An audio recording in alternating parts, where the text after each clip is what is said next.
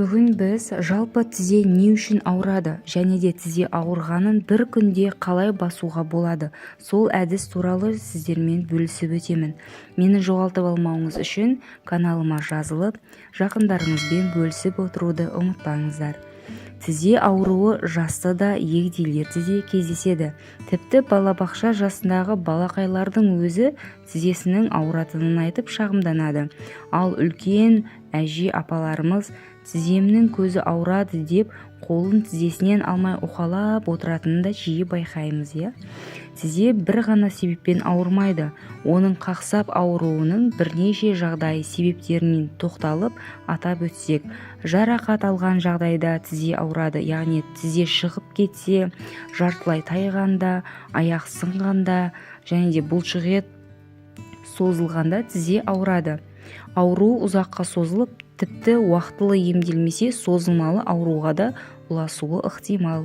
Тізенің буыны шығып кеткен кезде де тізе ауырады. Егер тізеңіздің іскенін байқасаңыз, онда тізе шығып кеткен болуы да мүмкін. Тізе буынындағы ішкі және сыртқы шеміршек ажырағанда да тізе ауырады. Ондай диагноз негізінен спортпен айналысатындарда жиі кездеседі. Ал егер тізені бүккен уақытта сықырлап ауыратын болса, онда сізде минералды заттар жетпейді дегенді білдіреді. Сіңір зақымдалған кезде де ауырады. Қатты ұрып алсаңыз, немесе құлап қалсаңыз, тізенің арты мен айналасы ауырады. Бұл сіңірдің зақымдалғанның белгісі. Артроз немесе артрит 50 жастан асқандарда осы ауру белең алады. Бұл алдымен тізенің жұмысын тежейді. Аяқтың, буынның қақсап, сырқырап ауруына алып келеді. Салдарынан жүріп тұру қиындайды. Тұз байлау кезінде де ауырады, яғни аяғыңыздың тізеден төмен тұсы ауыратын болса, онда ағзада несеп қышқылының көбейгендігін байқауға болады. Дереу тексерістен өтіп, арнайы ем-домды жасау керек. Тізенің ауырғанын үй жағдайында қалай емдейміз? Соған тоқталатын болсам, 3 кеңеске назар аударыңыз. Яғни бірінші кеңес ол әрине тізенің ауруына халықтық жолмен шипа табуға болады. Ол үшін 3 ас қасық мейіз, 4 ас қасық желатин, 2 ас қасық асқабақтың дәні, 200 мл бал, 4 ас қасық күнжіт, 8 ас қасық зығыр дәні қажет. Дайындау тәсіліне тоқталсам, алдымен дәндерді бір ыдысқа саламыз, оны блендердің көмегімен жақсылап ұнтақтайсыз, оған мейіз, желатин, күнжіт, бал қосып, тағы да блендермен араластырамыз. Бір келкі қоймалжың болған кезде шыны ыдысқа салып, қақпағы мықтап жауып қоясыз. Бұл ыдысты тоңазытқышта сақтау керек.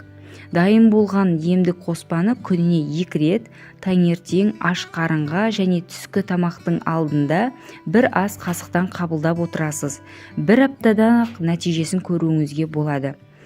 Екінші қоспа, бұл қоспамыз біздің тізе қақсаған кезінде қақсағанын басады. Сіңір ауырады ғой, сіңірі соған көмегі бар.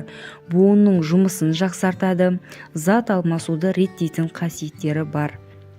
Екінші кеңеске тоқталсақ, фольгада өз кезегінде тізенің ауруына ем болатын қасиетке ие. Ол үшін түнде ұйқыға жатар алдында тізеңізді фольгамен орап тастайсыз. Сыртынан жылы шүберекпен орап таңға дейін жатасыз.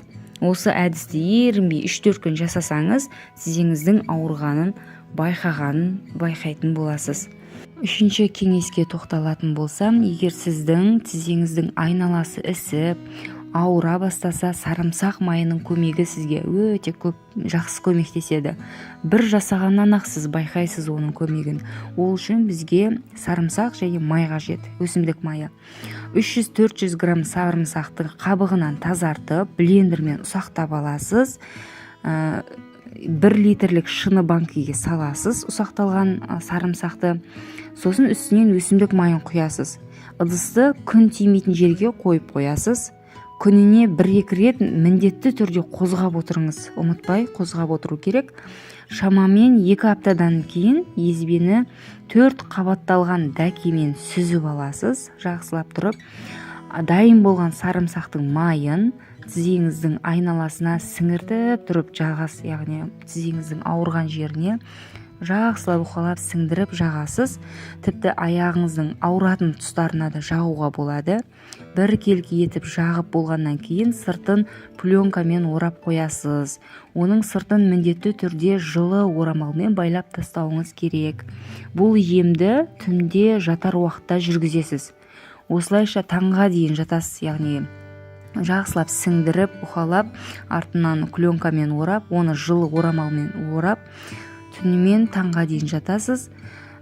Бұл емді бір рет жасағаннан ақ сіз нәтижесін байқайсыз, яғни ауырғысының барлығын қойдырғанын байқауыңызға болады. Егер сізге берілген ақпарат ұнаған болса, комментарийға өз пікіріңізді жазып өтуді ұмытпаңыз.